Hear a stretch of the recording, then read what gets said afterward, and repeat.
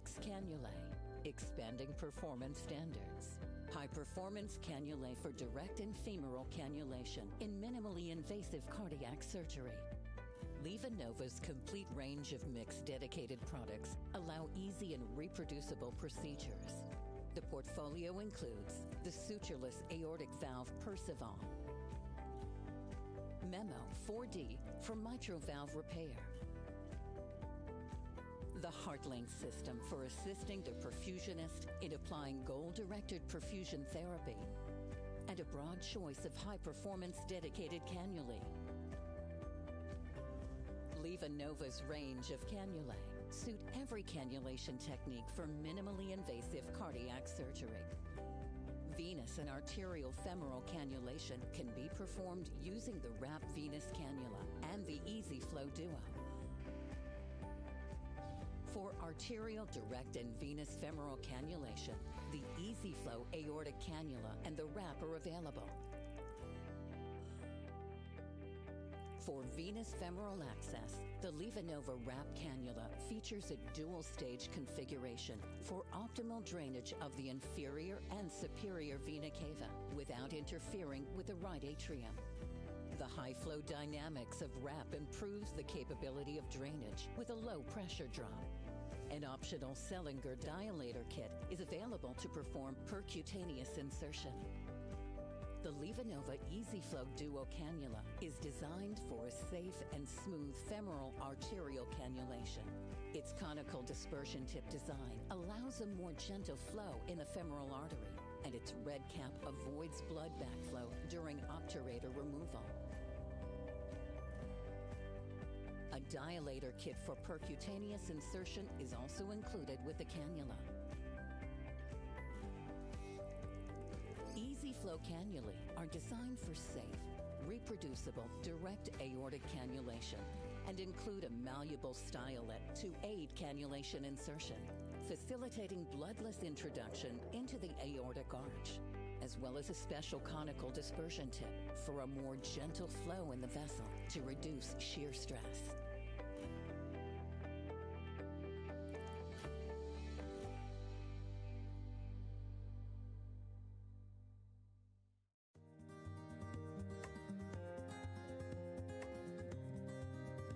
Care program at Huntsville Hospital is approaching its 20-year anniversary. As we began to grow as a hospital and provide more complex services to our community, the need for point-of-care testing became very clear in our organization. Many of our departments consider the EPOC device to be crucial to their ability to quickly move their patients from entry to the hospital to procedural room. It helps them monitor the patient's status during their procedures and post-procedure, so it's very integrated into our entire continuum of patient care. If you have any patient population where blood management is crucial, then a point-of-care device is very useful in those types of settings. It can provide a quick result on a very small amount of blood, and that is really important in some of our patient population. We are starting a new process where we're going to screen our patients on the floor for sepsis. The patient can look and actually feel okay. They will show us signs and symptoms of sepsis. So what we do when they show these signs, we get a lactate level. Lactic acid is a product of the sepsis cascade. So with sepsis, the inflammatory light switch goes on, the cascade starts churning, and unfortunately, once it starts going, we have to stop it. It will not stop on its own. The faster the lab draw, the faster the lab results, the faster you can act on it. The process in the lab is what the process is. It just takes a certain amount of time for the instruments to run those tests. I mean, we're talking 30 minutes even on a stat because that's the process. That's just how long it takes. There's not really anything you can do about that. For every hour you wait to give an antibiotic, the mortality for that patient increases 8%. So now that we have the handheld device, the nurse can get those results within a few minutes, and we know how to treat that patient. If a patient is going into septic shock, we do not have minutes to spare. We have got to get it done quickly.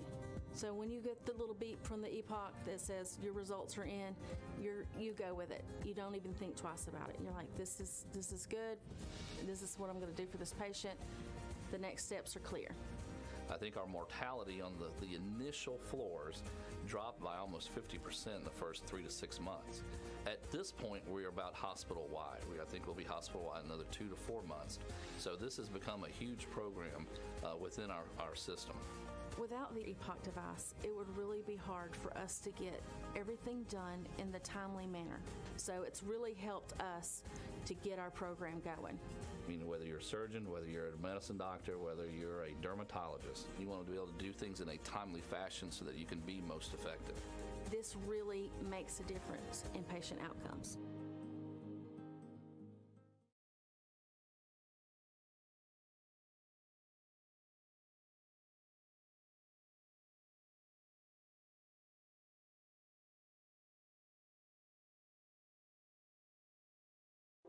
Like all perfusion professionals today, we are busy and frequently short-staffed. Does taking time off for a conference create a burden for your teammates?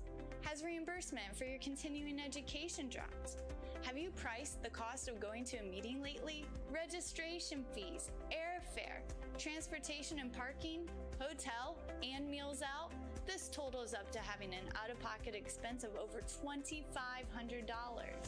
And then you hope the content is good. Perfusion Education has heard your concerns. They have a simple and seamless system that works on any platform, computer, tablet, or even your phone. You can chat during the program or even phone in and be live on the air. The content, second to none. Perfusion Education is by perfusionists and for perfusionists. Create a free account and check us out today.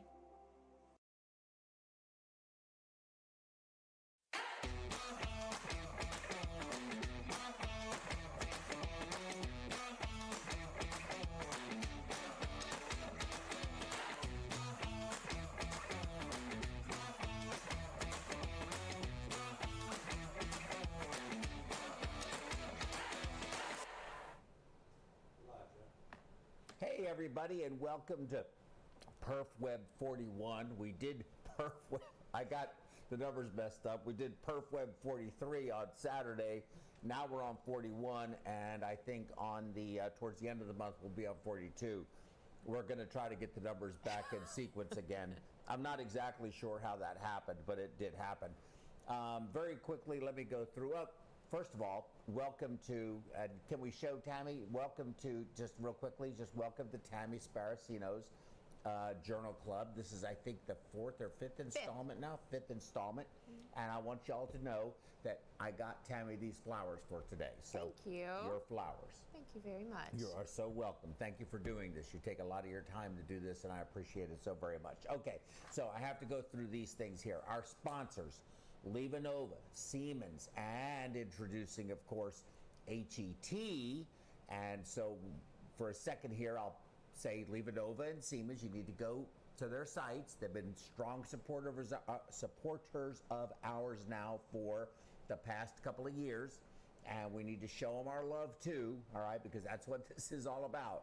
However, and with that said, I know you hear that all the time, and it really is meaningful. I really would appreciate you doing it. Let me talk about HET. HET, or Houston Extracorporeal Technologies, is a perfusion service company here in Houston. I think we have, by far, at least I believe this truly in my heart, the most incredibly talented group of people that work with us. We cover multiple hospitals. We're a staff of about 11 perfusionists, a couple of per diems, 7 or 8 auto transfusionists, maybe more, and some per diems there too. We do hearts, we do ECMO, we do complex cases, not quite as complex as the medical center, but sometimes pretty complex. And we do a lot of routine cabbages and valves, aortic valves. We got great surgeons that we work with, great place to work, great place to raise a family, and I think a great company to work for. So HET, if you don't mind my plugging myself, you can go on our website. We have a brand new website. You can see everybody that works with us. And so it's het.us, and you can actually apply online or send us any information that you may have if you're looking to, if you're looking for another perfusion service company. to provide services to your hospital. You're just, for whatever reason, you're not happy with what you're doing now and you need something else or something more, comprehensive, professional, whatever the case may be. I think we have tremendous value, and I think we bring a level of professionalism that you cannot find, that is essentially unsurpassed by anybody else, whether it be the big companies or whether it be any other company out there. So, hey, we're open for business, all right? Social media. Please check out Facebook and Twitter and YouTube and LinkedIn and follow, share us. Make sure you subscribe to our YouTube channel. Our YouTube channel is very important to us. It continues to grow. It is now #1 on YouTube as the perfusion education resource page. So thank you, all of you, for that. Please help make it even bigger. And so please do that. Give us the thumbs up.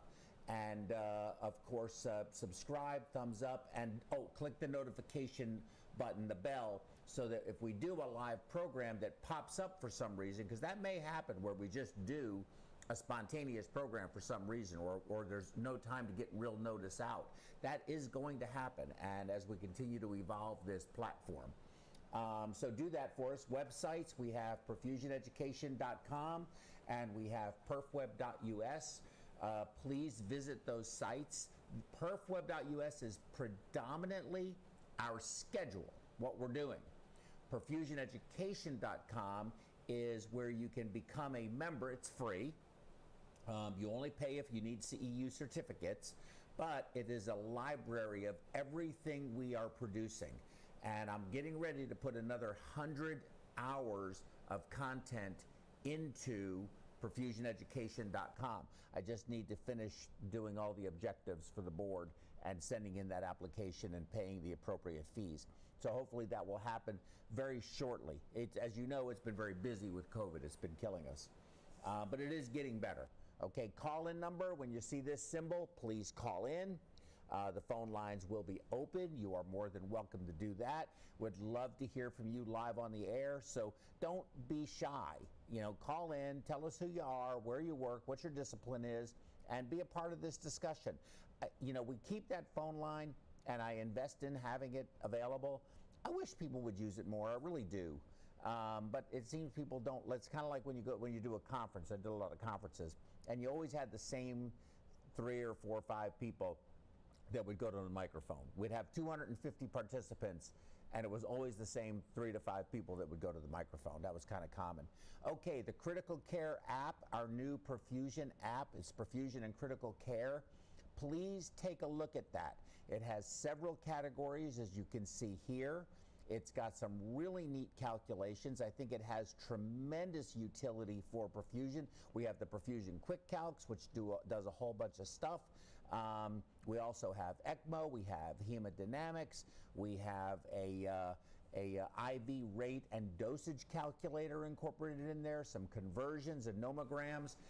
We really spent a lot of time putting this app together to make it so that it was appropriate for perfusionists, ECMO specialists, nurses, critical care docs, anyone really involved in cardiac surgery or critical care medicine and ECMO. I think it is very appropriate for everyone. In fact, I'd like to, if I could put this over to Tammy, I believe you did buy the app. It's $2.99, it's cheap. But maybe, you could tell us your experience of using it in the OR when you do your, the perfusion quick calcs, where you get all of your information with putting, all the calculations done for your flows, your heparin dose, your protamine dose, all of that stuff. Yeah, so that's something that, of course, as perfusionists, we're going to use for most every case, and it's has a user-friendly interface. And of course, there's multiple ways that you would be able to come about this information, but I think this app is very clean, easy to navigate, and you can have all your information you need very quickly. And then if you're in a situation where you need some additional calculations, information, it has a lot of resource material in there that I think you would find very interesting and educational to remind us of some of those things, that formulas and things that we don't think about too often. Yeah, you've got oxygen.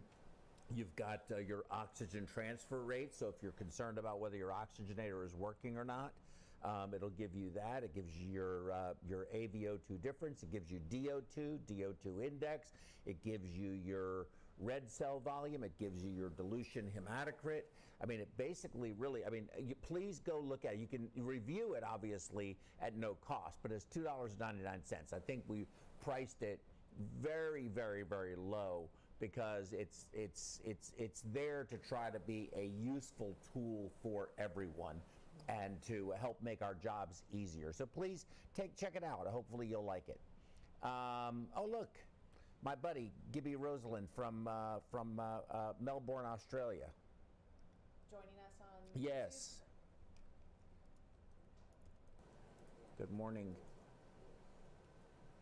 Gibby. How are you? That's the thing about She's doing she's a very, very nice these nice programs person. at different times. Welcome. Hi. We're able to get a real global audience. Yes, I think so. I think that's why we do this.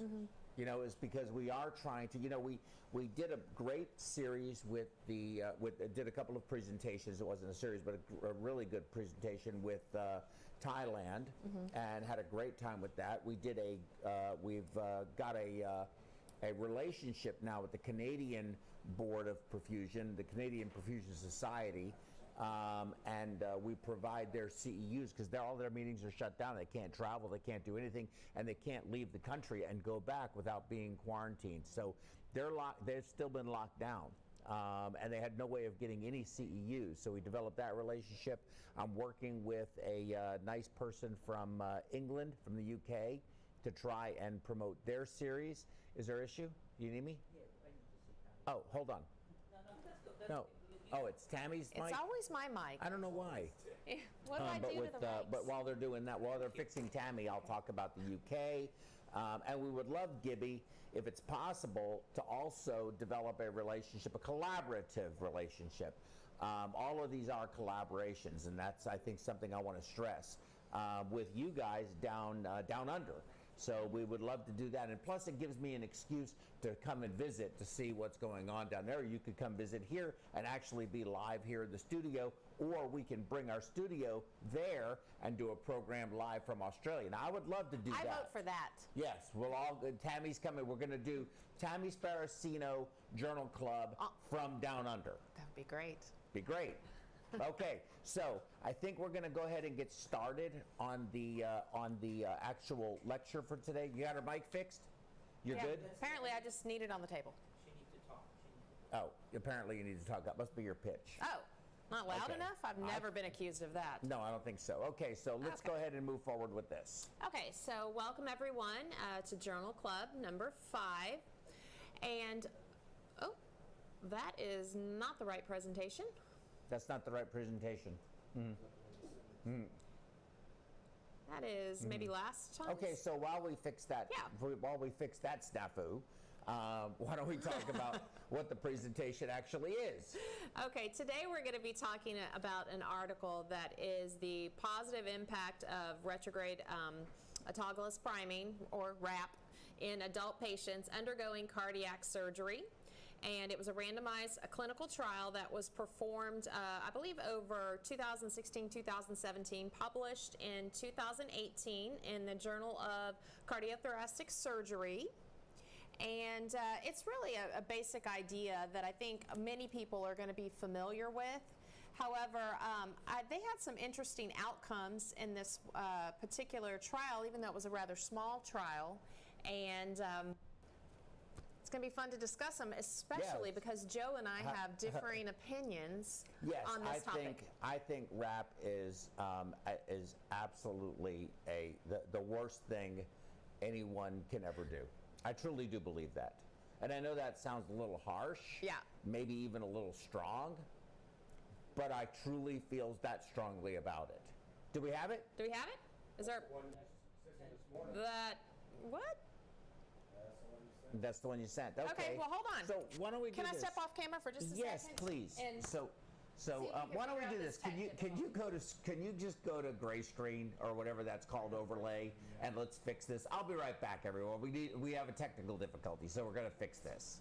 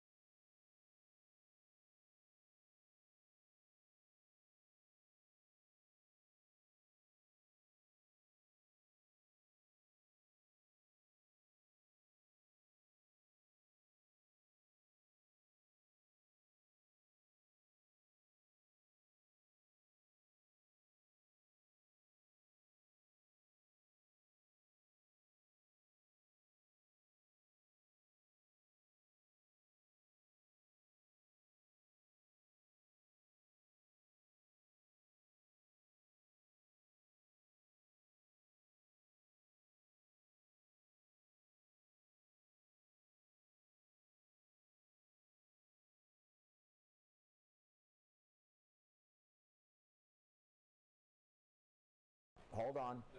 All Okay, right. now Hi. we're back. Okay, so let's throw the slides up. So we do have a little bit of a snafu with the wrong transmission of the wrong slides, but that's okay. You've got the abstract. You can give them the title. Maybe let's make sure we get the title down. Yeah. And everyone can hear it, and maybe I can even type it in simultaneously. Okay. So the title of this article is Positive Impact of Retrograde Autologous Priming in Adult Patients Of RAPP. Undergoing Cardiac Surgery, a randomized clinical trial by Britt Hoffman, Claudia Kaufman, Marcus Stiller, Thomas Netzel, Andreas Weinke, and Associates. Okay, so can I have that? Absolutely. Okay, It's published so why in don't the- you talk and I'm going to type this in. Okay. It's published in the Journal of Cardiothoracic Surgery, volume 13, I believe, in 2018. And this was a trial that was put together looking at 118 patients and dividing them up between the control group of non-RAPP and then the variable group of RAPP. Now they matched over 200 variables and demographic information for their patients so that they could have as many matched points as possible. And the main objective of why this paper was published was, although we've made a lot of modifications and improvements to cardiopulmonary bypass, specifically to the practice of the extracorporeal circuit, you know, with modernization over the years and those types of advances, they found very, and they've even found, or even talked about rather, that there have been other studies that looked at RAPP as a technique for perfusion. However, they claim that this is the first randomized trial. Let's see if I can get it exactly. It was the first randomized trial that was effective to give the measured number needed to treat. In other words, the NNT. And we'll get more into exactly what that is as we go on. It was something, a statistical term, I guess, that I wasn't familiar with. And Yeah, I think I wasn't either. I'm not either. Yeah, and I think it was very interesting. So let me just talk about the abstract a little bit. And we'll make sure that this article is made available. I'm doing it right now. So that if you want to pull up the article, you will be able to. Okay, so a little bit of background. As I said, adult cardiac surgery with extracorporeal circulations known to be associated with increased risk of blood transfusions, which of course we know can lead to adverse outcomes. Procedures like retrograde autologous priming, also known as RAPP, in case some of you aren't familiar with that, may reduce these side effects. The randomized prospective study was initiated to assess whether RAPP can be used specifically with the designed RAPP bag, is what they called it, made by Terumo, can have immediate effects on patient outcome. Their methods. 118 patients undergoing a CABG or elective aortic valve replacement were randomly assigned by a computer programmed into two groups. The RAPP group, which had a total of 54 patients, and the non-RAPP group, which had a total of 64 patients. The same setting was used without possibility of without the possibility to save priming volume in the non-RAPP group. The patient demographics, preoperative characteristics, postoperative outcomes were all analyzed. All right, generally speaking, we'll just talk about the results and then we'll get into more details. The primary endpoint was defined as the intraoperative blood transfusion and whether or not it was reduced in the RAPP group. The absolute risk of reduction of RAPP managed patients, they're going to give us some percentage points on that. We'll go over that in more detail. No deaths or myocardial infarctions were observed. Their general conclusions: RAPP is safe and less invasive procedure, which I'm not really sure what they were comparing as far as less invasive. Maybe that just means it's non-invasive way to... So it's pretty invasive. we'll get into that, which achieves clear benefits for adult cardiac surgery patients. They talked a little bit about, of course, that we have increasing red blood cell transfusion risk and cost, and for patients we want to avoid transfusion implementation, and they thought that this was an interesting option. All right, so talking a little bit in detail about the background. Of course, we know there's been many modifications and improvements made to circuits over the last, decade or so, but we still have a lot of associated risk with blood transfusions, and I think everyone will agree that that's something that we want to limit to only absolutely necessary. So let's see, today, using the gold standard technique of cardiopulmonary bypass, elective coronary artery revascularization and aortic valve replacement can be performed with a mortality rate of less than 3%. The primary setup of their particular circuit, or of any circuit rather, demands a priming volume of, they claim, about 1,500 of crystalloid solution, which can lead to a relevant hemodilution for the procedure. Hemodilution results in a lower hematocrit, which I think we all understand, can be responsible for impaired hemostasis, detrimental effects on end organ function, cognitive outcome results, and nearly 50% of all cardiac patients will receive a blood transfusion. How many? 50%. Okay. Okay. And they even talk about, I don't know that it's here specifically in the background, but What country is this? Germany. Germany. So in Germany, 50%. They're not saying that on a worldwide level, like here in the United States. Let's see who they're referencing, actually. I'll see the paper. Although we give a lot of blood here in the United States as well. I have to look that up. Go ahead and continue. I'm going to look that up. They're referencing the article, Blood Transfusion and Infection Rate After Cardiac Surgery in the Annals that was published in 2013 by Horvath. So that's where they're getting that number from. Okay. So, and thus, since 50% of cardiac patients receive blood transfusions, cardiac surgery accounts for a significant amount of the blood product consumption worldwide. Okay? I think we know that blood transfusions have several serious complications that can occur. You can have acute lung injury, modification of the immune system and its responses, increased post-operative infection rate are some of the top complications. Blood transfusions are also known to be an independent risk factor for morbidity and mortality after cardiac surgery. They're very costly, limited resources for them, and the STS has developed guidelines recommending to reduce blood transfusion.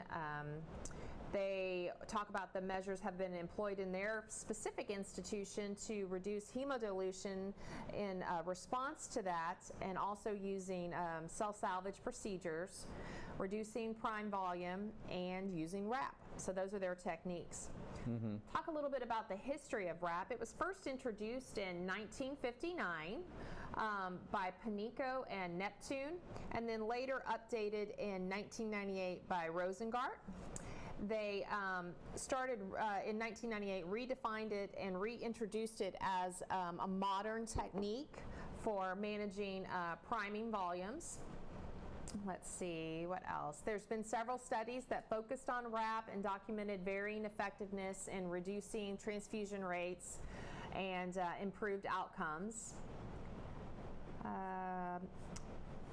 They specifically, in this trial, not only wanted to monitor the amount of effect that you had on blood transfusions, but also whether or not it was cost effective. Because as you know, implementing new techniques, you always have to be able to look if it's going to be cost effective for your specific institution, and if you're going to have budget allowances, etc. So the RAPP bag. The RAPP bag. Which I can't find anywhere. I don't know what a RAPP bag is. I don't know what that is. They reference, I think it's a transfer bag. I think it's a transfer bag too, but they do call it a RAPP bag. I mean, we They may have it in Germany. Maybe so. Maybe it's an EU thing. We don't have it here in the United States for some reason. Right. Okay, so their methods, we talked specifically that they had 118 patients. There were many exclusionary criteria. Basically, they're going to go with adult patients that have normal-ish EFs, that haven't had a MI in the last 24 hours. They're not a reoperation. They're not emergency. They're not on Coumadin or dual platelet inhibitors, although they were all on aspirin up until 24 hours prior to surgery. All their patients were admitted the day before surgery. They had to have a normal platelet count. They couldn't have liver disease, etc. Basically, our normal, healthy-ish. Otherwise healthy atherosclerotic coronary disease. And also Valve. elective aortic valves. Okay, so moving on. Do we need to change the slide? Yeah, we can change the slide to what? Yeah, we can leave it there. We can go on to the next one, actually. Click to the next slide. Let's see. There we go. Oh, No, how? Okay, so this was a randomized prospective study, and how their technique was pretty simple. They had a RAPP bag that I wish they would have had a diagram of their circuit, because that's actually the most difficult part of wrapping, I think, is just figuring out where's the best place for your circuit to have some sort of collection bag to be able to take off the prime. But their description just says it was attached to the reservoir. They made sure that they had a mean pressure of 80 millimeters of mercury, and if needed, they used norepi to be able to raise the pressure. The worst thing you can do, okay. And only if needed. And then the priming volume from the arterial line was, retrograde primed. So the arterial line was drained back. Yes. And then the venous line was drained by, this is how they describe it, rotating the arterial pump. So I'm not really sure what they mean by that. We can talk about our technique of how we do it, but basically they drained the arterial line and the venous line. They did not talk about completely priming the entire circuit with the patient's blood, which I know some people, that's what RAPP means to them. So we're not talking about that. We're talking about just basically your in and out of the patients. They said it took about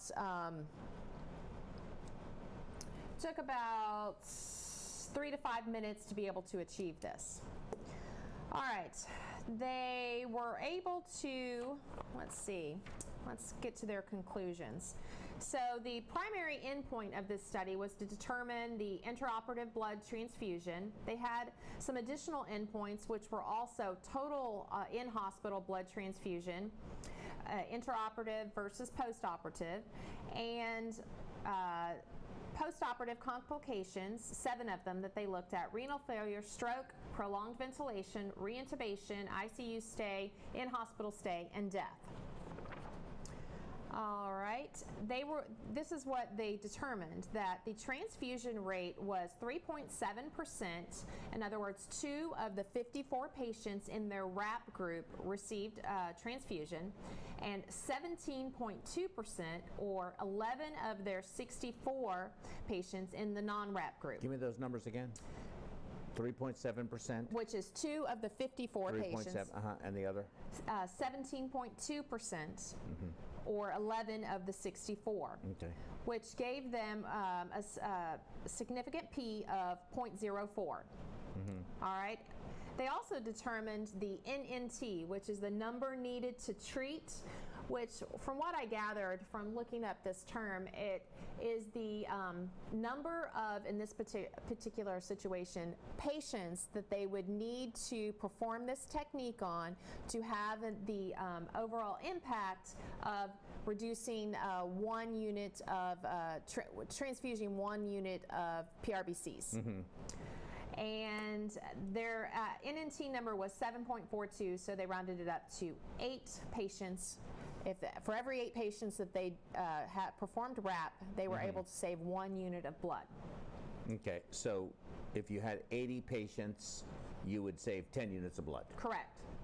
Okay, got it. And then they also noted that in most cases, if 1 unit of blood is given, it's often that 2 units of red blood cells will be given. I think we're all pretty aware of that. Then they talked a little bit about their specific cost associated with this. The RAPP bag cost about $60. So I think it's probably a little bit, the conversion's a little bit off. I think they might be $1.20 or something compared to our dollar, but it's basically the same, about $60. And that their overall cost to get their NNT, in other words, 8 patients, would be $480. Versus the $544 for 2 RBCs to be given, which I think those are pretty comparable numbers to what we've talked about, what just the basic cost of what a unit of red blood cells cost. They also had a couple other interesting conclusions. They determined some independent predictors of outcome of blood transfusion for the hospital, and that was a BMI greater than 29, the preoperative hematocrit of less than or equal to 36, blood loss 12 hours post-op greater than 450 mLs, and if you wrapped, but wrapped less than or equal to 300 mLs, it did not have a significant effect. So I guess their claim is it has to be above 350 to have a positive effect. And they did not find any difference in postoperative complications or mortality between the groups. All right. So here's some limitations of their study. It was that it was single center. It was they had a small group of 118. They looked at almost 1,000, but there were varying reasons of why those people had to be excluded. And so it's a small sample size. They had to take large confidence intervals because they were only looking at the 2 main group variables. And that's it. They overall end up recommending that RAPP is a technique to be put into daily perfusion routines. Okay, so I hope somebody will call in. Okay, so, but I do want to point out, Rosalind does say that she is up watching this because she's really interested in this topic, and it's midnight in Australia. So, Rosalind, shout out to you on that. Okay, so I have a couple of questions. How much did they take off? Their average was somewhere around 360. 360 mLs. And so it had to be greater than 350. That was their minimum amount. Can you just put both of us up, please? Thanks. This has been a rough day. This is a rough day today. I apologize to everybody out there. We're all having a rough day. I think COVID mania has really affected us. So the other thing I wanted to ask is, what's their transfusion trigger? They did not specifically state their transfusion trigger. However, they did reference the 7 hemoglobin on pump and 8 post-operative. I mean, I would think that would be something you'd want to know, that they should have put in there. I think that's kind of, what are you basing your decision to transfuse? What's your transfusion trigger? Well, I think that's kind of... They quote those guidelines. I believe STS is... So you're saying, I don't think it's a guide. Everybody has a different transfusion trigger, right? I think they do. Well, I think the American, in a previous presentation that we did, I guess it's been over a year ago now, talking about blood transfusions, the American Blood Association, AABB, they talk about that 7. 7, right? But who's that 7? Right? This is sort of, we're going to go down every rabbit hole you could possibly imagine. 7 is fine for a otherwise normal, healthy young person. But if you have anything happen to you at all, you're compromising oxygen transfer or oxygen delivery. Their transfusion rate of 50% compared to that in the United States, and I think probably the same down in Australia, we're at 20%. Now, For cardiac surgery? for cardiac surgery specifically. So 20% is the U.S. transfusion rate, percentage. Now that equates to 2.5 million units. That's a lot of blood. Right. I'm not going to argue that point. However, for 360 cc's, I think that, you know, there's a bunch of different ways to do this than to go backwards through your arterial line, which I just find inherently unsafe, although I would imagine 360 cc's is just such a small amount. I can't even begin to imagine that that's going to have this level of impact. I'm having a real hard time with this particular study, to be frank with you, but that's my perception on it. I'd like to talk to you about it because I think you could be more aggressive. I truly do not think RAPP is an appropriate technique that should be used by anyone. Let's take a I'm step. very against it. Let's take a step back and let's just talk about. I thought it'd be interesting to talk about ways that we can reduce our prime, because I think that's the whole point, right? Is reducing the prime.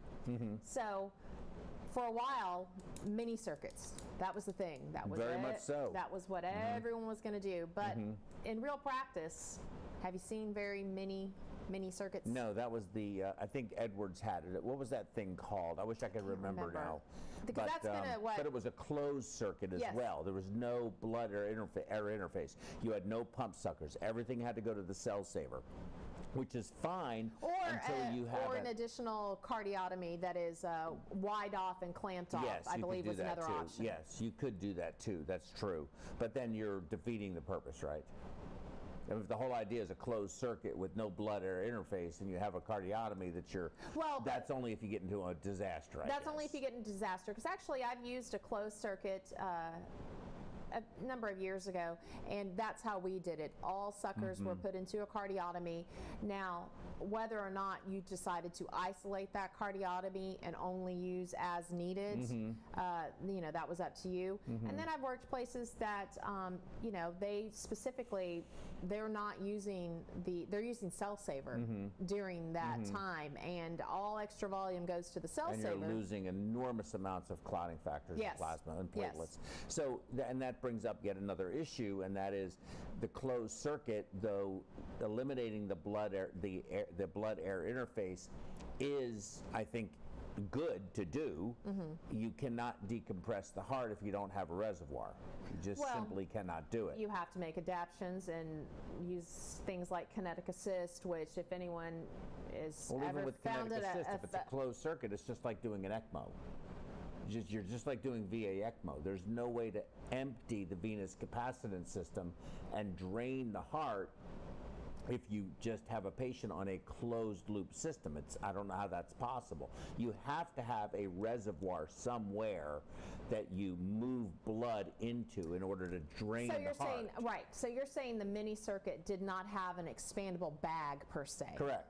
Okay. And that's, I think, the problem. True closed circuit is a closed circuit. Right. And I don't think it's effective for cardiac surgery. I think you end up with enormous amounts of suction, pump suction, which goes to the cell saver if that's what you're trying to do, and I think you're defeating the purpose of the benefit of reducing the blood air interface by creating another problem that exists. Well, I think you're touching on why they didn't last. Didn't really happen. Yeah, I think the other thing too is I think that artificial transfusion triggers are just not a good idea.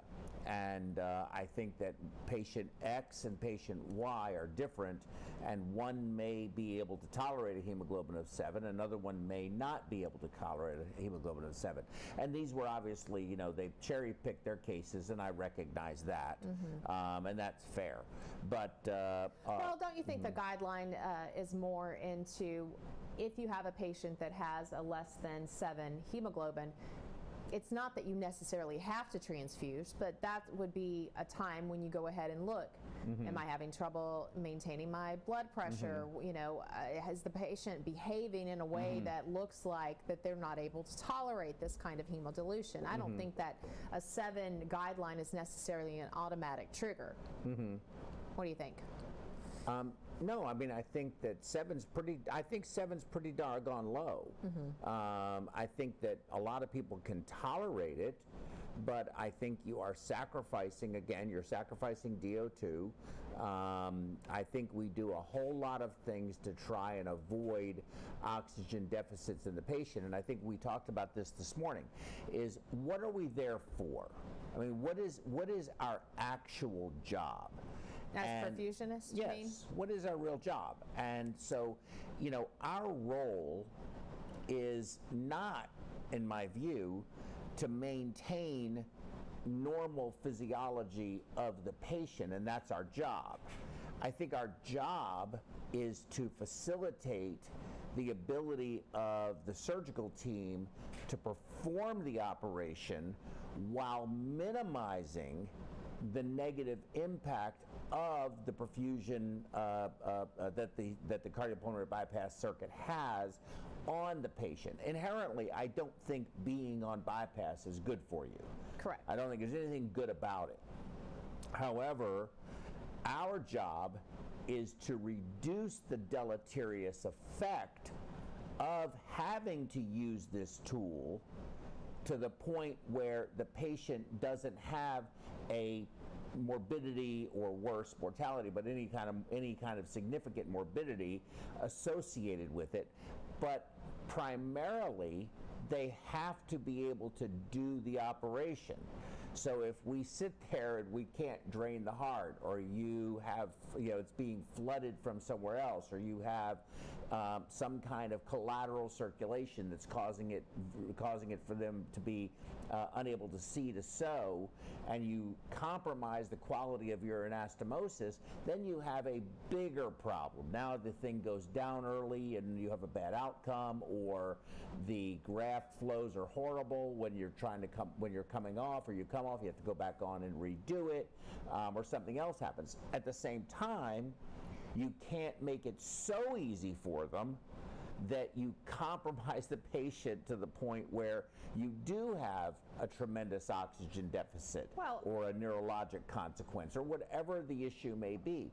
And I think that, going back to the hemoglobin thing, the only thing you can do there's only 2 things you can do to compensate for a reduction in oxygen delivery. And that is to decrease the demand, or flow, decreased flow. I'll say flow. So you either decrease demand or you increase carrying capacity, so at any given flow you're delivering more oxygen to the tissue. Those are the only 2 things I know of you can do. And so, you know, and then I guess we can talk about RAPP, because that's really what we're here to talk about, and then I'll let you sort of tell me what you think of my crazy thoughts. But I think that with RAPP, they're giving, you know, Levophed, they're using Norepi, levoterenol, whatever you want to call the stuff. We used to call it Leave 'em Dead, is what we used to call it, to compensate for hypotension associated with hypovolemia by doing this RAPP. And I guess in my view is that if you're creating that much hypotension out of 360 cc's, you're probably not going to have enough volume in the tank to flow, because we have a priming volume, which there are 2 priming volumes. We talked about this earlier today too. You have a static priming volume, which is everything in all of your lines in a wet sock in your venous reservoir, if you're using an open system, and we do use VAVD, so I think vacuum assist makes a lot of sense, but some people use bags. So, but it's all the volume in your circuit with a level of 0 in the reservoir. So that's your static priming volume. Your dynamic priming volume is all of that plus the amount you need in the reservoir for reaction time so that you don't empty your reservoir. And I mean, we have those pretty doggone low. We do. And I'm not sure that I appreciate from this study anyway. I think although I think that the available studies for this topic, I think there's a paucity of them. However, because I think I don't know how it's been adopted as a technique. I don't really understand it. And so I'm going to ask you to do your best possible job trying to convince me that we should be wrapping people instead of either reducing the circuit prime by even more if we can, demanding manufacturers make smaller volume oxygenators, centrifugal pumps, all that kind of stuff, figuring out maybe better cannulation strategies in order to accomplish our goal of reducing the prime and not doing RAPP at all, where you don't need it because you have your priming volume down so low. I mean, most people take a challenge of 500 of crystalloid with no problem. It hardly ever has an effect. Then we haven't even talked about albumin. We haven't talked about the COP. We haven't talked about the buffering capacity of hemoglobin and why it's so important to have that. We haven't talked about the contribution that it has to maintaining your COP. It's not just albumin. Albumin is very strong, but hematocrit is stronger for a whole variety of reasons, as you can imagine. So all of those questions still exist for me. And then I want to talk about technique of mixing versus going on bypass by opening the venous line and having this big long flood of just crystalloid until the blood finally catches up. We used to mix when I was younger, in my younger days, back in the early 80s. What is mixing? Mixing. So you open the venous line, take a little bit, run the fluid up, add volume, take it again, add volume until you have blood in the entire circuit. You do it very slowly over the course of about 10 minutes. So how are you mixing? Through the recirc line or something? No, just go right into the oxygenator. You go into the venous reservoir, out, through the oxygenator, just like you're going on bypass, only you do it in aliquots of 100 or 150 cc's, so that you keep the patient the same volume status. You don't have a hypovolemia. And so you mix it so that when you go on bypass, you don't have this initial 20 seconds of just clear going into the patient, which I think creates its own problems, including affecting the glycocalyx, which has been demonstrated. And I've also used microvascular scanners where I have seen the sublingual microcirculation as you go on bypass, and you see the entire capillary bed literally disappear. Okay. I'm going to stop you there because I don't want to forget this. However, if you wrapped the arterial line, you wouldn't have clear fluid just going in when you initially go on bypass. How many times do you advocate for flowing retrograde through your arterial cannula? As safe as you try to be, and I understand doing it slowly, all of that kind of stuff. It is the antithesis of what we are normally considered trained to do. You don't flow backwards out of your arterial line for a whole variety of reasons. We're taught that in school, but yet here we are advocating doing just that when you can accomplish the same thing a different way that I think would be a whole lot safer. Well, I'm not saying that there aren't other things that we can do as well. I think they're in combination together. We can have a bigger impact. I'm a big fan of wrapping. However, so why? So I'm going to give you the next 7 minutes to convince me that I should wrap. Well, I'm not sure I can convince you. Well, I want you to. I want you to try. Give it your best shot. In fact, I want you to convince all these people out here in web world of the exact same thing. I want you to convince whoever's watching this program right now that RAPP is a good thing to do, and then I'm going to convince them that it's not. Okay. But I'm going to let you go first to convince me. Okay. Duke it out. Duke it out. Well, I think that this, being able to say that RAPP is a good thing for your specific perfusion practice depends on a few things. Simple things to remedy if they're concerns of yours, but nonetheless, they still need to be addressed. One, you need to understand your circuit and how you would be able to accomplish this safely. Because I know when I first was introduced to it, it was using my standard circuit, which is fine. Nothing fancy, put into it with a RAPP bag or any of that kind of stuff. However, there weren't safety devices to help prevent a perfusion accident or delay going on bypass because you've now introduced air into an area that you didn't mean to introduce air into. Like you absolutely, even if I know that a lot of people who use vacuum, you need to remember that even though you're about to go on bypass, your vacuum needs to be off. You need to think about your schematics of your circuit and how are you going to get that volume off, because it's easy to be able to turn your flow off and let the just gravity drain your arterial line. How quickly are you going to do it? The direction in which it's going to flow and how it's going to be taken out of your circuit. We, as a group, since we RAPP a lot, we have some safety valves that have been installed into our recirc line, which I think is a great safety technique. So you're talking about a one-way valve? And the reason for that is just simple. If you, don't clamp something appropriately, and especially when you're new to the technique or you've got people who don't do it all the time, because maybe certain, institutions want it done, certain surgeons like it, certain surgeons don't. It's one of those things that if you don't feel real comfortable, your placement of clamps can cause a big mess. And although I don't think you would probably make all the way up the arterial line with air, you could certainly introduce air into your oxygenator, and that's not the greatest time to do it, considering everyone is now waiting on you to go on bypass. You need this to be seamless and take, just a couple minutes.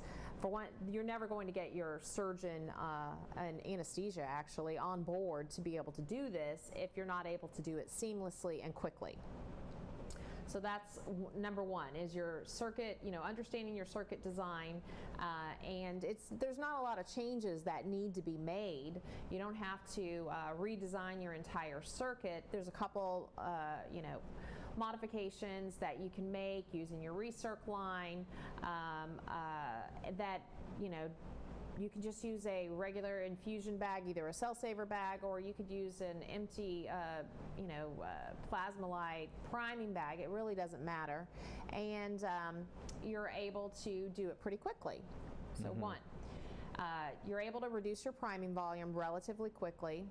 You need to make sure that you, another safety concern is that you have the appropriate starting pressure. Now, I don't necessarily see in my practice where patients are having to get an elevated blood pressure. I think what you're doing is the surgeon's going to cannulate. The pressure is usually below 100 systolic so that they're able to do that without a lot of high pressure. And as long as your anesthesia is on board with knowing what's about to happen next, then they're not going to let that pressure drop much. They're going to keep it at the very minimum drop in pressure that they need so that the surgeon's able to cannulate. And then it's on the perfusionist to make sure that they are doing it in a controlled, slow manner. You're not just opening up your clamp and quickly draining that line because you're trying in a big hurry to go on bypass. I think if you take the extra, I'm sure it takes me probably under a minute to do it, monitoring the pressure as you do it with a slow opening of your clamp, I almost see zero change in the arterial pressure. Okay. Two, doing your venous side. If you are doing that seamlessly, like we have also a way to remove it off the venous side with just using a quickie prime into another little bag. I'm doing that simultaneously as I'm going on pump. It is not a delay at all. As the patient's blood is coming from the venous cannula, I'm just allowing the prime volume to go into the collection bag, and then as soon as I've got blood up to the collection bag, I'm clamping that and continuing on bypass. No delay whatsoever. Mm-hmm.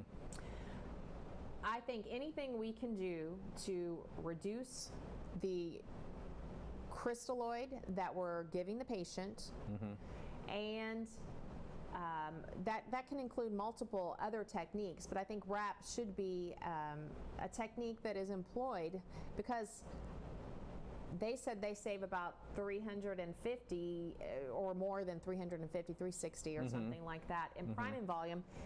Depending on your techniques, you can save even more, because if you have this system kind of already in place and you understand the flow directions of your circuit, you can run out. I know that I prime with about 2 liters just for circulation and all that kind of stuff when I'm getting the circuit ready.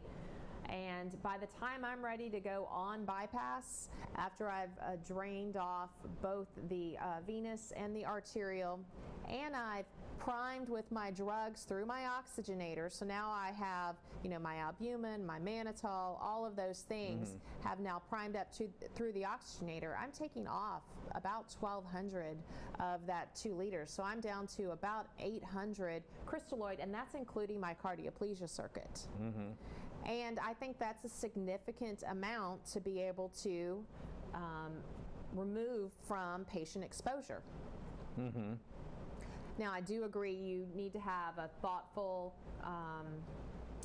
design of how long your lines are, reducing your arterial line, your venous line, those are only going to help you.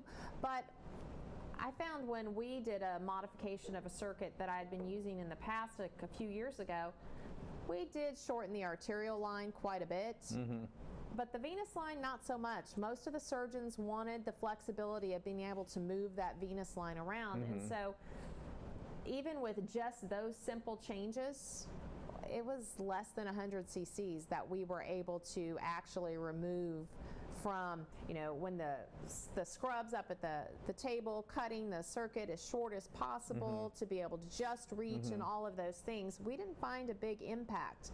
And, implementing wrapping made a huge difference. So, you have a comment, I can tell. Several. So the primary purpose of this is for reduced patient exposure, reduced blood transfusions, and it's a domino effect. If we can reduce our prime volume, we can reduce our blood transfusions, we can reduce our blood transfusions, we can reduce all of the detrimental effects that come with that. Everything from patient harm, as well as cost, as well as limited resources. By reducing the need for allogeneic transfusions because we are hemodiluting less. Yes. So you think RAPP reduces blood think it is a part of an entire, you hate this word, blood conservation program. Transfusion management. Yeah. I think it's an important piece. I don't think that alone is it's not going to help. If anesthesia is giving tons of volume, you're defeating the purpose there. But in our scope of practice, I think it's an important technique that we can make a real contribution to minimizing hemodilution. Okay, so I'm going to be a little harsh. Okay, go for it. Are you done? Yeah. Okay. If that was an attempt to convince me, you didn't convince me of anything. Okay. You convinced me that I'm even more right than I thought I was. Okay. So here are my arguments against RAPP. One is that every single article that I've ever read regarding it, everybody that I talk to that ever discusses this, always says, yeah, we just use a little levo or a little neo or whatever it is, we get anesthesia to bump them and so forth in order to manage the hypotension that occurs during the RAPP process. So if you're doing it slowly as you're describing to me, and you have to press the patient, then the patient may not be euvolemic. They may be hypovolemic already to start with, which can be problematic for you to be able to flow when it's all said and done. At the end of the day, I don't think you really know what you're going to be able to flow unless you're doing, you know, a long-standing mitral, or a patient that's been just, you know, that has a huge blood volume because of heart failure or whatever the case may be. I think those are just unique cases. But on the routine case, everybody's getting pressed. Every single paper I've ever read about this, everyone is getting pressed in order to maintain a reasonable blood pressure while they go through these various machinations to be able to drain out 350, 400 cc's, let's say 500 cc's of priming volume, so we'll say a half a liter. So hemodynamic instability, I think, is one of the primary reasons for me that RAPP is not a good technique. In addition to that, the use of the pressors and the need for what I consider to be coordination with other team members. So wrapping is not just a one-person perfusion thing. You have to be working in concert with anesthesia in order to be able to make this and happen. the surgeon. I mean, the surgeon really just has to be patient. I'm talking about managing the blood pressure and the volume and all that kind of thing. I think the surgeon at this point is really not in the equation, other than permitting this to happen, really, at the end of the day, I don't think. But pressors also have a real risk, and it has happened before. I've seen it happen myself. I think you've probably seen it many times in your career, of overshooting. Sure. So you can, now you're introducing not only the need for coordinated effort by now two people. The more people you start adding to the cake, to the kitchen, the more risk there is that the recipe is going to be maybe not as good. So because you have these various different people doing different things at different times, plus the risk of pressors potentially overshooting and then having a hypertensive episode. You have a high SVR, you go on pump, everything becomes very discombobulated in my view. I've also done this. I've done RAPP before. I've wrapped people before. Believe it or not, I have done it. I have done it. So my reason for disliking it isn't only a theoretical reason. It's I've actually done it and really don't like it. But I can tell you, I have had cerebral oximetry numbers where the blood pressure looked great. The blood pressure looked actually fantastic. And the cerebral oximetry numbers were in the tank. They looked horrible. So we're going through this big, long process of attempting to do this, and we can make the blood pressure look fantastic. It doesn't mean the perfusion is any good. So you do this slowly. Well, the more slowly you're doing it, and the worse that actually may be, the longer period of time you actually have that patient in a deficit. So there's another reason that I think doesn't make sense. Can I interrupt? You can do whatever you like. So, slowly does not mean it still is going to be done in probably a minute and a half. Okay, a minute and a half.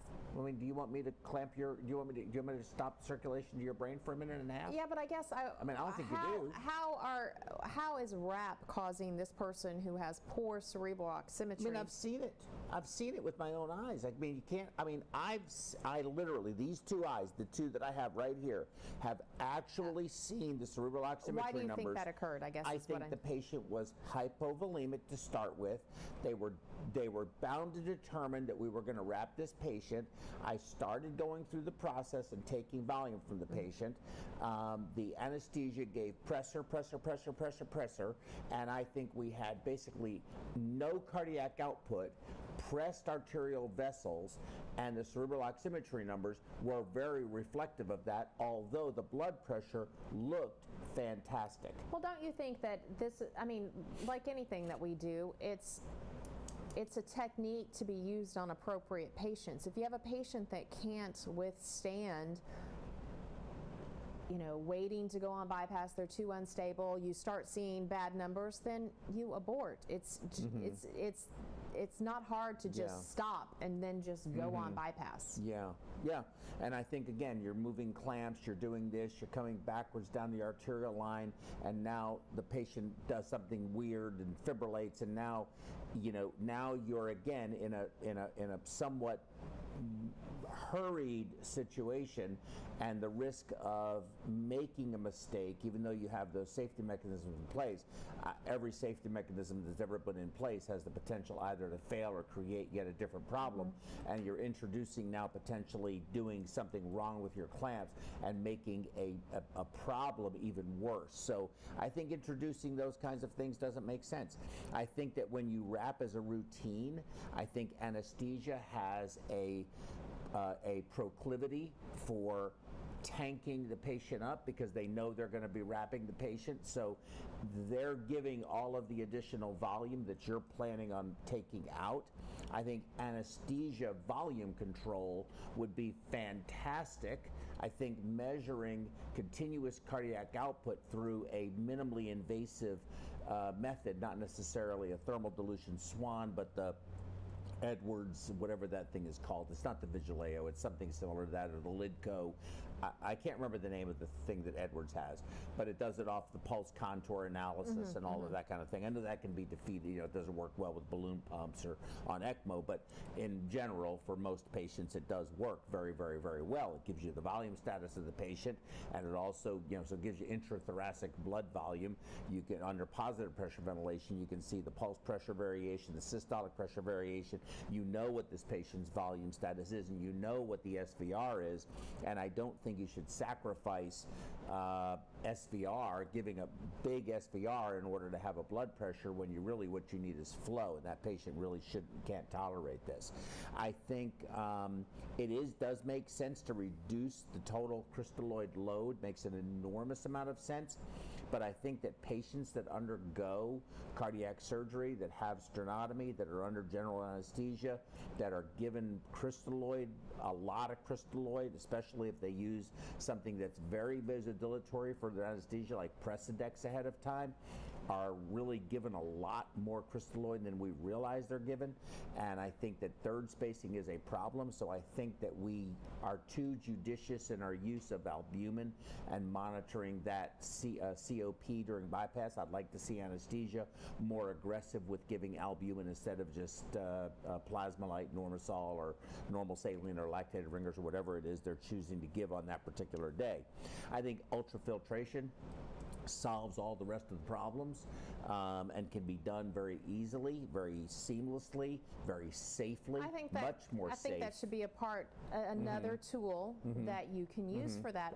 But I don't know if you've run into this, but some people don't like it, and when I say people, I mean surgeons, and so therefore that's not an option. So RAPP could be a tool that you could use instead of that in those situations, or in concert when you can. Yeah, I think I think that the reason surgeons don't like ultrafiltration and prefer to have RAPP is because I think they're grossly misinformed by really not very good true evaluation, randomized prospective trials that really look at the cardiopulmonary bypass in a very circuit and perfusion technique in a very comprehensive way. I think it's gimmicky. I mean, I've already told you, I feel very strongly about this. I knew this, and I told you I was going to be a little harsh. That's why I picked it. I knew I was going to be. You knew I was going to be a little harsh today. Shorter lines. I think all of our lines are too damn long all of the time. I have gone into operating rooms and seen sucker lines coming off the table on the floor, just about rolled in circles, and then coming up to the roller pump and out. Yeah, but that doesn't matter. Why does that matter? No, it really does matter. It matters an enormous amount because Why? Because you're basically increasing the transit time, whether you want to believe that or not matters. It's sloppy. The blood doesn't all get out of there when it does that because you have these upward and downward loops. So I think that's really poor technique to have that happen. I don't like that at all. But as far as line length is concerned, there's a concept that I have, and people say, and I think you just said it as a matter of fact, you said we really didn't see a big impact in shortening the lines. But here's where I think you may have seen an impact had you looked at it differently. Every cc of volume in a tube, in the tubing, whether it's we should be using a 3/8 venous line of VAVD on everybody. If you're not, I mean, I think that anyone that uses a 1/2 inch venous line, I know we're forced to in some circumstances, I think that is very wrong, very misguided, and you do not have improved venous drainage using a 1/2 inch venous line. All you have is more volume that you have to use to fill the tube up with if you're using appropriate VAVD, but different topic for a different day. Every cc of blood in a line is a cc not in your reservoir, which means if you want a cushion of 600 cc's, if that's what your cushion is, that's where you put your level sensor, 600 cc's, 500 cc's, whatever it is, doesn't make any difference. Every cc that's in a line isn't in there. So your trigger to give volume when you have longer lines, even though you only have 100 cc's extra, that's the difference when you're on pump and you're looking at your dynamic volume. That's the difference of a 500 or a 600 cc reservoir level. That could be the difference of whether you give volume or not. So I think line length is really unappreciated to the level it should be. I understand that sometimes when you do these cases, the surgeon has the surgeon loop in the venous line, but again, I've seen venous lines that are way too long. I don't think the pump should be so far back. No. The pump needs to be literally juxtaposed to the surgical field. Well, I think without contaminating it, clearly. I think for most part, in particular, I think ours are very close. I agree, and I think it should be, but I've seen those that are not. And I talked about the 3/8 inch venous line. So, and then you had mentioned the safety features that exist in pumps today that didn't exist before. When you're going backwards through the arterial line, even though it is under pressure and full, you still are creating the risk of entraining air. If you come back too fast, you lose control of your clamp, whatever the case may be, of entraining air around those purse strings.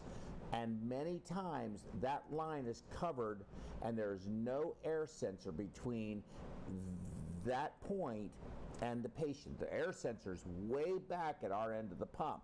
So now you don't even know that there's some air in there. You mean that and you go on pump. The cannula is not able to be visualized?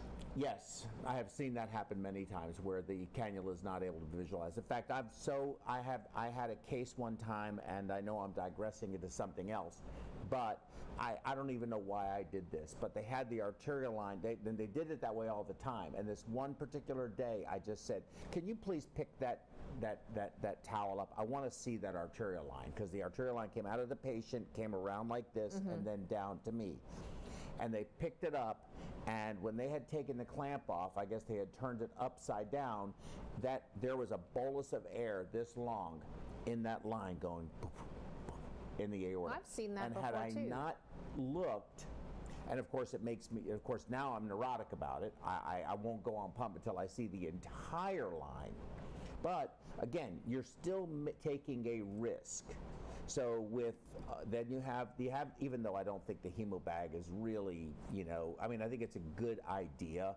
I think conserving COP, conserving viscosity, conserving red blood cell volume in your and reducing dilutional effect is critically important to a really good conduct of perfusion. I think all of those are very important things that we need to accomplish.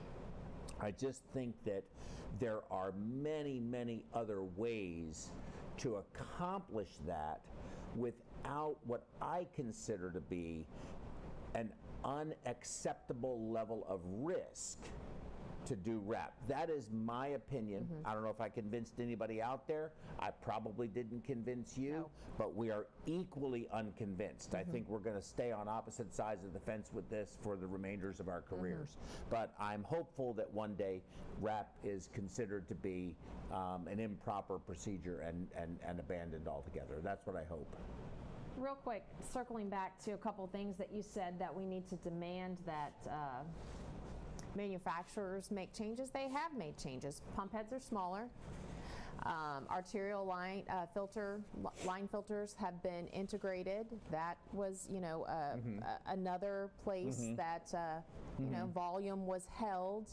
So I do think that they are doing their part. I mean, would it be nice for the oxygenators to continue to get smaller? Yes, they will. I'm sure, over Different time. fibers, better designs, all that kind of thing. I think it's a money thing. I don't think there's a lot more money in TAVR than there is in a cardiopulmonary bypass circuit. Cases being done on cardiopulmonary bypass, volume is decreasing, while the number of non-invasive or minimally invasive, because TAVR is certainly invasive. I think it's majorly invasive. I don't think it's minimally invasive at all, but it's non-surgical. But I think that basically manufacturers do all of their R&D through ROI, and they, or they do the research and development through return on investment. Is what I meant by that. And so I think that there's just so much more money in other things. I think, yes, we did do some really neat stuff, I think, with the cardiopulmonary manufacturers from the days of bubble oxygenators, to today. But I think over the past, 8 to 10 years, certainly, I don't think a whole lot's changed. Well, the arterial line filter only became, being integrated in pretty much all the oxygenators out there. Truro doesn't have any at all. Oh. Theirs does not have an arterial line filter. They say the oxygenator itself, with no integrated arterial line filter. It has no arterial line filter. They do claim that the KPOX has an integrated arterial line filter. Does not. Absolutely does not. I'll look it up right now. Well, anyway. They say it acts as one. Oh, I see. But there is no separate actual screen filter as you would find in the whatever the other competitors are. Yeah. Well, I think if your oxygenator also has, like a purge line, a venous purge line or whatever, that's serving a very similar purpose as far as removing any air that might get in there, assuming that you leave it open while you're running the oxygenator on your case. But I do think that, I know pump heads have gotten smaller. The arterial line filter integration or removing of the arterial line filter from the arterial line, those have all been within the last, to really become common practice, last 5 or 6 years. So, you think so? Yeah. I would think it seems because I know that I was using one just a few years ago, and because I don't know if there wasn't one available, but we had not, the oxygenator that we liked at the time didn't have one integrated. Was that in North Korea or was that here in the United States? Here in the United States. Okay, just checking. And it was with Medtronic. Okay. Okay. And they had a great oxygenator that we absolutely loved. I believe it was the Affinity.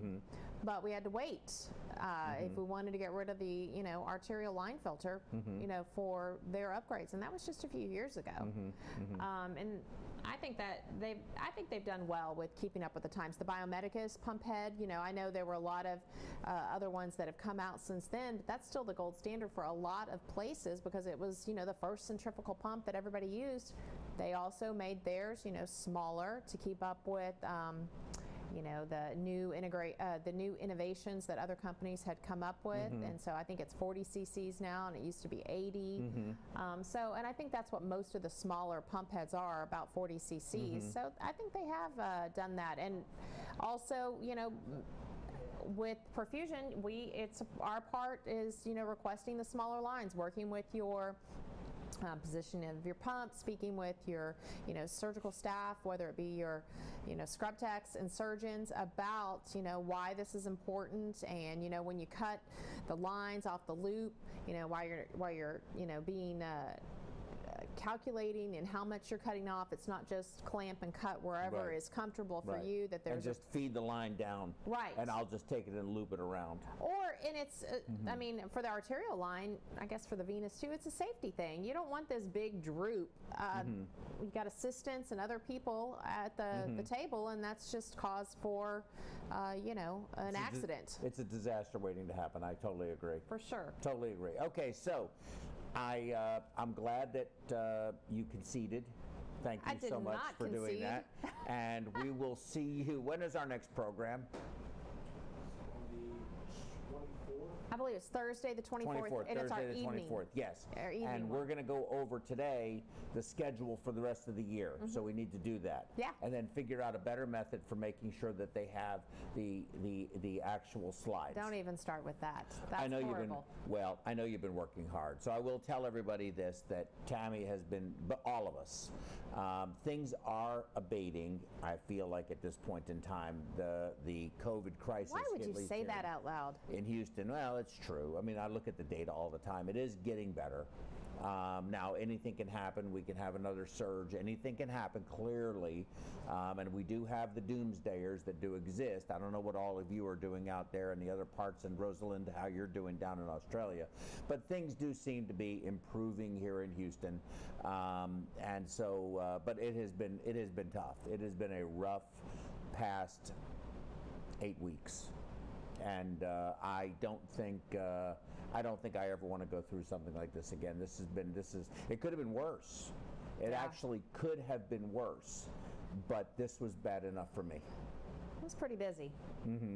And we had some sick people, and we saw a lot of irreversible damage. Yes. And you can't keep people on ECMO forever. And if you can't get a lung transplant, you're not a candidate. I think we have. This has taken. I think this whole thing, if you don't mind, if I just sort of go off topic a little bit, I think this has really, for me, and I think I'm speaking for everyone, this has taken an emotional toll on me. This has been a really difficult run. I went through H1N1, and that was rough. We were busy, but it was nothing like this. And our outcomes were a lot better. Well, I think we've had some good outcomes. We have, but they were better. They could have. When you get this bad, and you start getting fibrotic lung disease as a result of this, it's a lot worse. I think it's worse than H1N1. I really agree. I agree. I do. Although we've had some good successes. If they were treated quickly with remdesivir and put on ECMO right away and not waiting. The people that stayed at home, hypoxic, and came in and then put in the hospital and then intubated and left on the vent for 2 weeks, and then they went, uh-oh, we got a problem here. Well, I don't even think 2 They weeks. didn't do good. I mean, I think, ones that were on more than 5-6 days really didn't have good outcomes. And, going back to what you said about the patients. You're saying on the vent before ECMO, Yes. over 5 or 6 days. Yeah, I think that, you said 2 weeks on the vent. I think that's way, way too far. And a good point about the patients that were at home, hypoxic, and not coming in until they were really, really in a bad place. Even the ones that came in through the ER that way, and, it was determined to put them on ECMO very quickly. Even some of those, it was almost too late for them because they were in such a deficit by the time they actually came in. Even though they weren't on the vents or any of that already, they waited too long. Yeah, we saw a lot of multi-organ system failure. Yes. That was starting before they even presented to the hospital, because they were afraid to come in or they were told not to come in. I mean, a whole variety of things. Yeah. Exactly. So I don't know what to tell you, but it's been rough, and I appreciate y'all's patience. Nothing will ever be perfect, but Tammy, you did a fantastic job despite having to struggle through without your slides, number one, and knowing full well that when you came here with this topic today, you were poking the bear, because I really do hate RAPP. And I knew that. Yes, I know. Thank you. We'll see you all on the 24th. Mixed cannulae, expanding performance standards. High performance cannulae for direct and femoral cannulation in minimally invasive cardiac surgery. LivaNova's complete range of mixed dedicated products allow easy and reproducible procedures. The portfolio includes the sutureless aortic valve Perceval, Memo 4D for mitral valve repair, The HeartLink system for assisting the perfusionist in applying goal-directed perfusion therapy, and a broad choice of high-performance dedicated cannulae. LivaNova's range of cannulae suit every cannulation technique for minimally invasive cardiac surgery. Venous and arterial femoral cannulation can be performed using the RAPP venous cannula and the EasyFlow Duo. For arterial direct and venous femoral cannulation, the EasyFlow aortic cannula and the RAPP are available. For venous femoral access, the LivaNova RAPP cannula features a dual-stage configuration for optimal drainage of the inferior and superior vena cava without interfering with the right atrium. The high-flow dynamics of RAPP improves the capability of drainage with a low-pressure drop. An optional Sellinger dilator kit is available to perform percutaneous insertion. The LivaNova EasyFlow Duo cannula is designed for a safe and smooth femoral arterial cannulation. Its conical dispersion tip design allows a more gentle flow in the femoral artery, and its red cap avoids blood backflow during obturator removal. A dilator kit for percutaneous insertion is also included with the cannula. EasyFlow cannulae are designed for safe, reproducible, direct aortic cannulation and include a malleable stylet to aid cannulation insertion, facilitating bloodless introduction into the aortic arch, as well as a special conical dispersion tip for a more gentle flow in the vessel to reduce shear stress.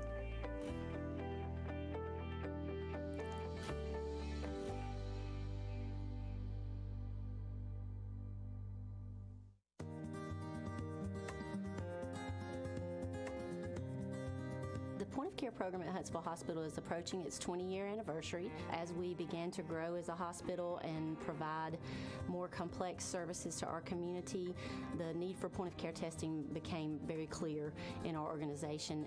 Many of our departments consider the EPOC device to be crucial to their ability to quickly move their patients from entry to the hospital to procedural room. It helps them monitor the patient's status during their procedures and post-procedure, so it's very integrated into our entire continuum of patient care. If you have any patient population where blood management is crucial, then a point-of-care device is very useful in those types of settings. It can provide a quick result on a very small amount of blood, and that is really important in some of our patient population. We are starting a new process where we're going to screen our patients on the floor for sepsis. The patient can look and actually feel okay. They will show us signs and symptoms of sepsis. So what we do when they show these signs, we get a lactate level. Lactic acid is a product of the sepsis cascade. So with sepsis, the inflammatory light switch goes on, the cascade starts churning, and unfortunately, once it starts going, we have to stop it. It will not stop on its own.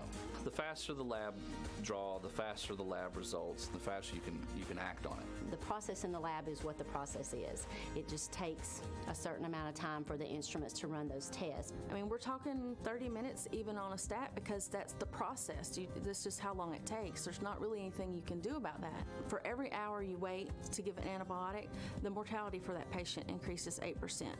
So now that we have the handheld device, the nurse can get those results within a few minutes, and we know how to treat that patient. If a patient is going into septic shock, we do not have minutes to spare. We have got to get it done quickly.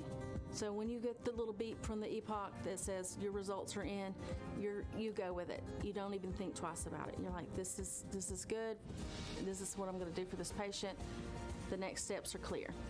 I think our mortality on the initial floors dropped by almost 50% in the first 3 to 6 months. At this point, we're about hospital-wide. I think we'll be hospital-wide another 2 to 4 months. So this has become a huge program within our system. Without the EPOC device, it would really be hard for us to get everything done in the timely manner. So it's really helped us to get our program going. I mean, whether you're a surgeon, whether you're a medicine doctor, whether you're a dermatologist, you want to be able to do things in a timely fashion so that you can be most effective. this really makes a difference in patient outcomes.